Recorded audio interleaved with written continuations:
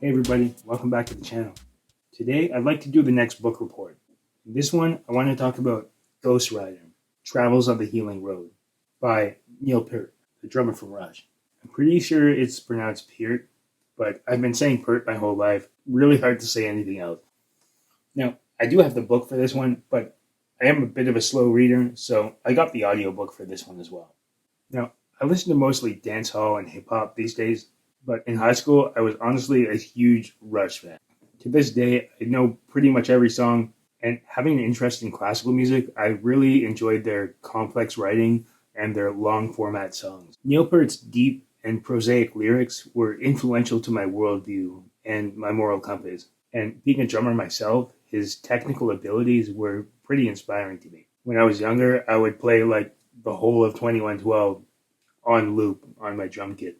I wanted to read the book ever since I learned about his experience with trauma, which I'm going to get into in the following section. Although I got this book when I was in high school, I'm not the fastest reader. So honestly, until last year when I got the audiobook, I had only made it to like the second chapter. It's not exactly an action-packed book. Although Ghost Rider is a non-fiction, Ghost Rider is not really an autobiography either. Ghost Rider covers a period of time between 1996 and about 2000. And while it's based on his life, it's more of a processing of trauma and a collection of letters than it is an autobiography. So if you don't know, Rush as a band has been around since about the mid-70s until pretty much 2020 when Neil Peart died. But in 1996, he lost his only daughter and his wife to separate causes, but within the same year. So Ghost Rider is somewhat like a diary. His daughter died in a single car accident on her way to her first year of university in Toronto. And some short months later, his wife fell ill and died a few months after that. Well, he was already on thin ice from his daughter's passing. This sent him over the edge, and everything regarding the band was up in the air at that point. As far as any of them were concerned, Rush was over.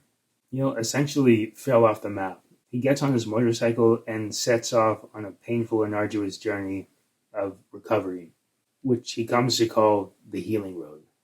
His travels on the Healing Road would take 4 years, starting in southern Ontario, Canada, over to the west coast of Canada, down through the States to Mexico, and back up the East Coast. Although he wasn't riding his bike for the entire thing, he logged his miles and he traveled about 1,000 kilometers on the bike.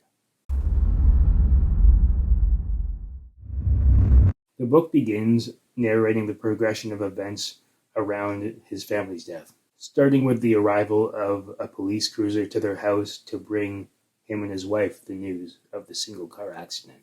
This takes up the first chapter, and after that, it starts off on the Healing Road.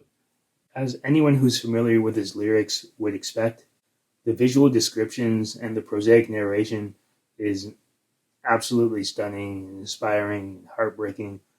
His use of language is really like no one else. As he describes his journey, you can really feel for yourself the sights and sounds that he's experiencing, and you can see vividly and clearly into his psyche as he moves through the 5 stages of grief throughout the book. Last summer, when I set out on my journey, I was driven by a sense or a hope that motion would be a good diversion for me, especially compared to sitting here and stewing in my own bile. But I had no idea just how important it would be. Some mornings I would wake up freaking and sad and lonely and desperate, but as soon as I got on the bike, the world would first contract to the size of the machine which carried me and everything I needed, and then it would expand to the wide new world of highway, landscape, and wildlife coming at me. Once I started getting out and hiking in the woods and mountains, I found the same benefits applied. It wasn't about the beautiful scenery or the peace and serenity of nature. It wasn't the looking that mattered, it was the moving. To be on the road or on the march, that was the thing. Up here, talking about North Quebec, I found the same therapy in snowshoeing and skiing. It's not like I'm taking much joy from the beauty of the winter woods, for often I find myself staring down at the ground as I plod along. But my mind gets into that moving groove, and at some point I'll think, hey, where have I been for the past 10 minutes? Then maybe I'll stop and look around at the scenery with a freshly smoothed out brain. And that's my profession these days, apart from birdwatcher, taking care of my little baby soul. That's the way I've come to define my life for now. The expression, a soul in peril, came into my head the other day, and I think it's apt, for I sure face a whole lot of dangers right now. So far, it's been some help just knowing that, forewarned and forearmed, and I've been able to gently guide myself along less destructive paths. Again, keep moving. So far, it's been working okay, but I'm not out of the woods yet, not by a long way. What I really lack is my former power of enthusiasm, or getting fired up about doing a particular thing, or learning about it. So that became more important than anything else in the whole world. It used to be so easy and automatic to summon that dedication and sense of mission to activities like long distance bicycling, telemark skiing, motorcycling, swimming, learning about art, history, and even the big stuff like music and writing. These days, there's nothing I really want to do in the way that I used to be driven. And there's nothing I really have to do in the sense of keeping myself housed and fed. You, talking to his friend Brutus, you might agree with a friend of mine in England, who has also spent most of his life in poverty, that I'm luckier than some who have lost everything and are poor too. I can partly get my mind around that, but not totally. I don't feel luckier than nobody, really. But yeah, it's true that I don't have to do anything, for now anyway. But when you add that against the double negative that I don't want to do anything, then you see the danger. That part was from one of his letters to his friend Brutus. Most of his letters in the book are written to this friend. Here's another part, more visually oriented. This part is from one of his journal entries. After my pilgrimage to the Hemingway Memorial, I had intended to try an unpaved road leading east over the Pioneer Mountains, but it didn't look good. A steady rain began to fall, and the sign, "Not maintained for passenger vehicles," meant what it said. The dirt surface was soon awash, and fist-sized rocks rolled down the bank and across the road in front of me. I turned around, riding back through Ketchum and down through Haley. The rain tapered off into a cool, windy morning, though my mood remained dark.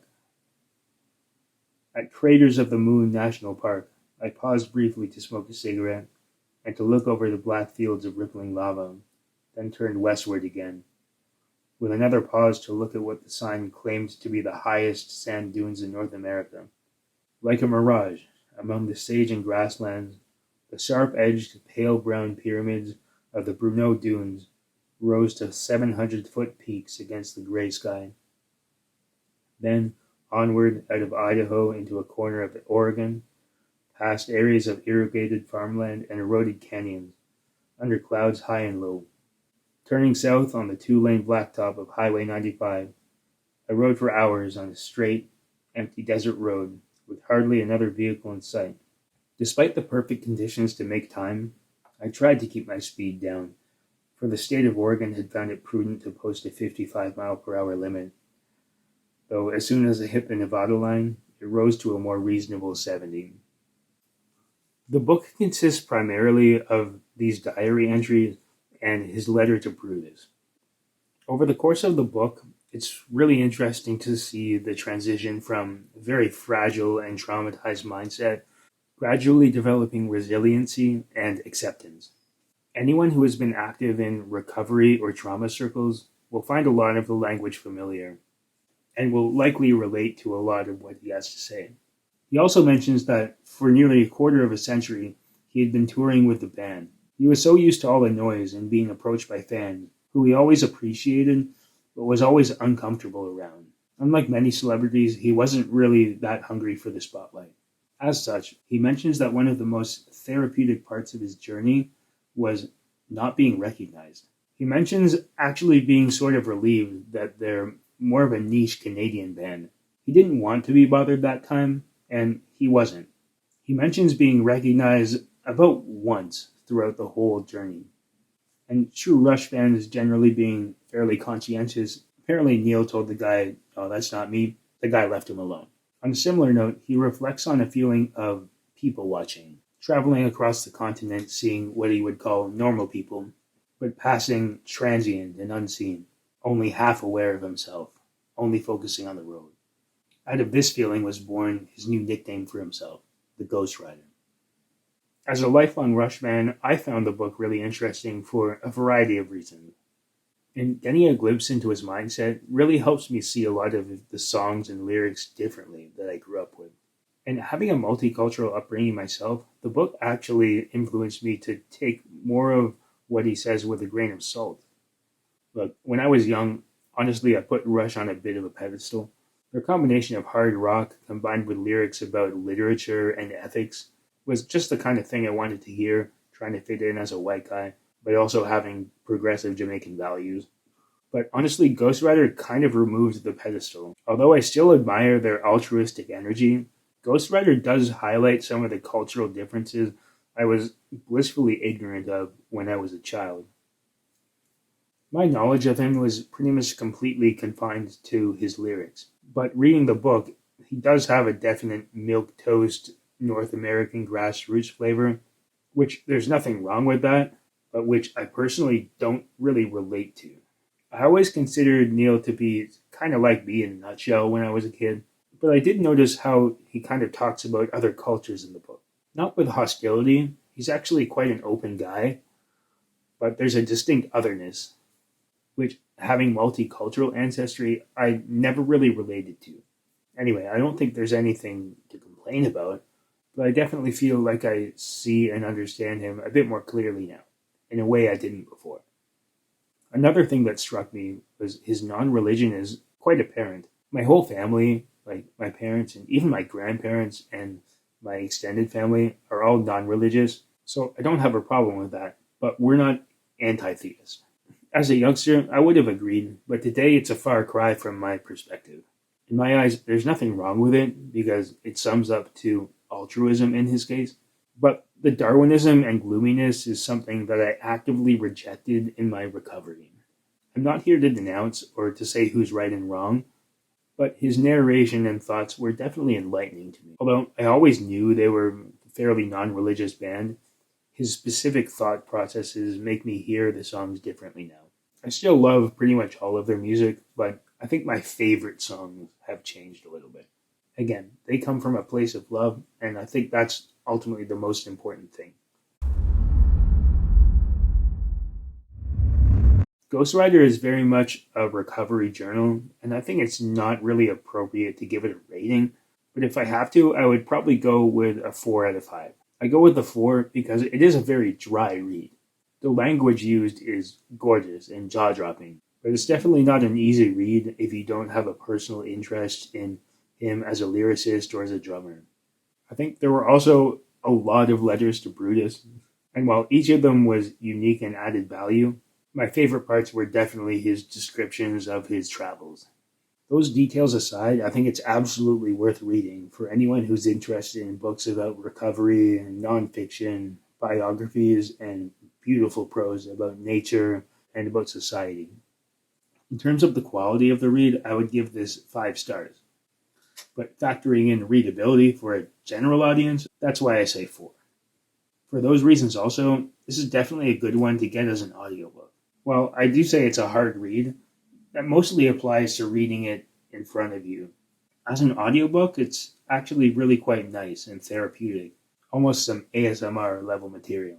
If you've also read Ghost Rider, I'd love to hear your thoughts, as well as if you're planning to. Whatever you have to say, leave it in the comments below. If you like these book reviews and want to see more of them, smash the like button down here. It helps grow the channel and lets me know that this is working. Don't forget to subscribe and hit the notification bell. That way you can be up to date when the next one comes out. Anyway, that's all I have to say for this one. I want to thank you all for tuning in, and I'll see you in the next one.